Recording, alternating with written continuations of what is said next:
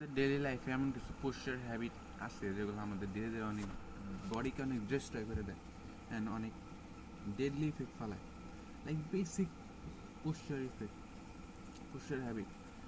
যেমন তুমি কখনো নোটিসও করবে না অ্যান্ড অ্যান্ড তুমি বুঝবাও না যে তোমার কতখানি খারাপ ইম্প্যাক্ট ফেলাইতেছে। সো ফার্স্ট অফ অল সেটা হলো নেক। অনেকের নেক থাকে এমন স্ট্রেট, এরকম থাকে, মানে বডি থাকে এখানে, নেক থাকে একটু সামনে। এইটা অনেকই খারাপ দেখা যায়, অনেক আনঅ্যাট্রাকটিভ একটা ট্রেড।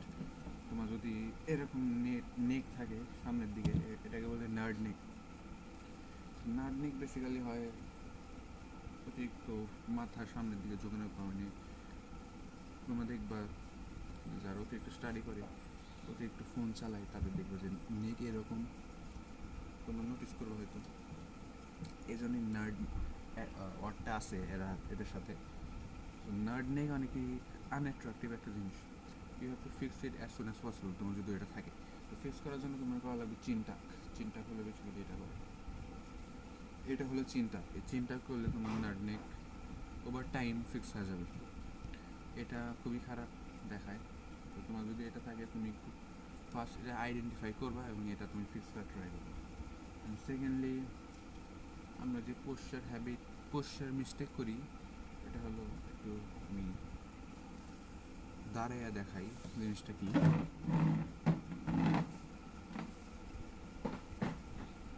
তো আমরা অনেক সময় দাঁড়ানোর সময় একদিকে এরকম লিন হয়ে থাকি, একটু দূরে থাকি।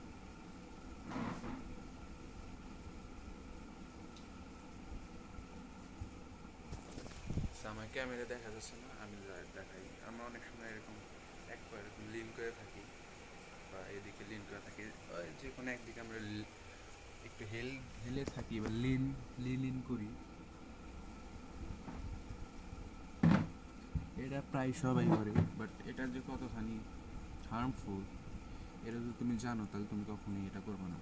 কারণ একটা রিসার্চ করা হয়েছিল, সেখানে দেখা গেছে যে এটা এমন ইম্প্যাক্ট ফেলায় তোমার ওভারঅল বডি স্ট্রাকচারে, ওভারঅল বোন স্ট্রাকচারে, এমনকি তোমার ফেসের উপরেও তোমার একটা চেঞ্জ আনতে পারে, ফেসের স্ট্রাকচারে চেঞ্জ আনতে পারে। সো তোমার ট্রাই করো যতখানি সম্ভব ব্যালেন্সডভাবে দাঁড়াতে হবে, দুই পায়ের উপর ভর দিয়ে সমানভাবে স্ট্রেটভাবে দাঁড়াতে হবে।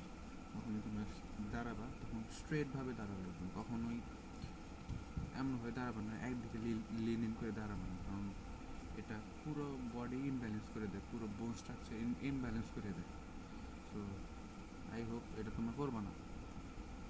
অ্যান্ড নেক্সট যেটা আছে, এটা হলো ইন্টেরিয়র পেলভিক টিল্ট।